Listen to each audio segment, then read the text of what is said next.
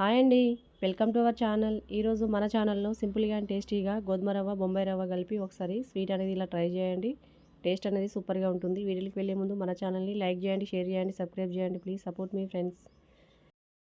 ఇప్పుడు స్టవ్ మీద ఒక గిన్నెను పెట్టుకొని అందులోకి 1 కప్పు వరకు షుగర్ వేసుకోవాలి. 1 కప్పు షుగర్కి 3 కప్పుల వరకు వాటర్ వేసుకోవాలి.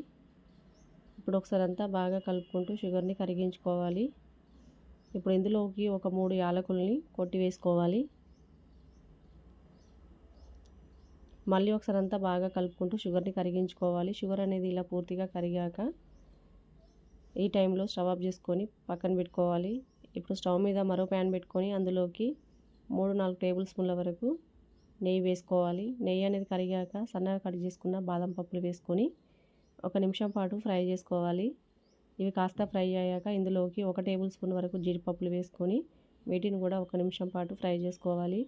ఇవి కాస్త ఫ్రై అయ్యాక 1 టేబుల్ స్పూన్ వరకు కిస్మిస్లు వేసుకొని మంచి కలర్ వచ్చేదాకా బాగా ఫ్రై చేసుకోవాలి. ఇలా మంచి గోల్డెన్ బ్రౌన్ కలర్ వచ్చాక వీటిని ఒక బౌల్లో వేసుకొని పక్కన పెట్టుకోవాలి.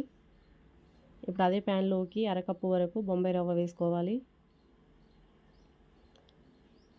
ఇదంతా కలిసేటట్టు ఒకసారి బాగా కలుపుకొని ఇందులోకి మనం ఏ కప్పుతో అయితే రవ్వ తీసుకున్నామో అదే కప్పుతోటి 1/2 కప్పు వరకు గోధుమ రవ్వ వేసుకోవాలి.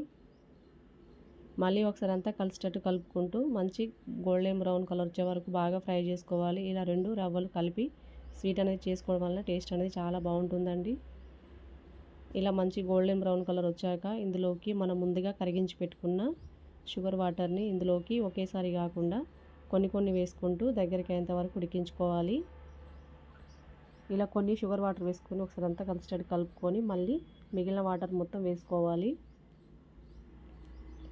ఇలా కంటిన్యూగా కలుపుకుంటూ మంటని లో ఫ్లేమ్లో పెట్టుకొని దగ్గరికి అయ్యేంత వరకు ఉడికించుకోవాలి. ఇలా స్వీట్ అనేది ఇలా దగ్గరికి అయ్యేంత వరకు కంటిన్యూగా కలుపుకుంటూ ఉడికించుకోవాలి. ఇలా బాగా దగ్గరికి ఉడికి ప్యాన్కి సపరేట్ అయ్యేంత వరకు ఉడికించుకోవాలి. ఇలా ప్యాన్కి అనేది సపరేట్ అయ్యాక ఇందులోకి మనం ముందుగా ఫ్రై చేసుకున్న డ్రై ఫ్రూట్స్ వేసుకోవాలి. మళ్ళీ ఇదంతా ఒకసారి కలిసేటట్టు బాగా కలుపుకోవాలి. స్వీట్ అనేది ఇలా రెడీ అయ్యాక ఈ టైంలో స్టవ్ ఆఫ్ చేసుకోవాలి.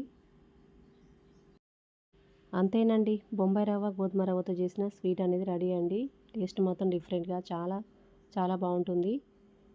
ఈ సింపుల్ అండ్ టేస్టీ అయిన బొంబాయి రవ్వ గోధుమ రవ్వతో చేసిన స్వీట్ రెసిపీ మీకు నచ్చినట్లయితే లైక్ చేయండి, షేర్ చేయండి, సబ్స్క్రైబ్ చేయండి. Please support me friends. Thanks for watching.